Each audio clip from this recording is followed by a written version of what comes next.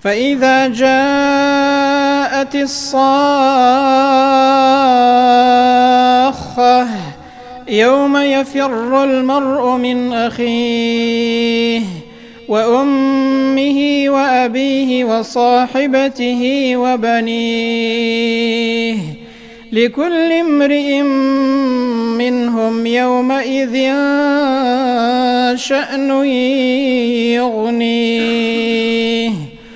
وجوه يومئذ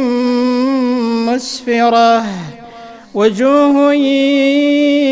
يومئذ مسفرة وجوه يومئذ مسفرة ضاحكة مستبشرة ووجوه يومئذ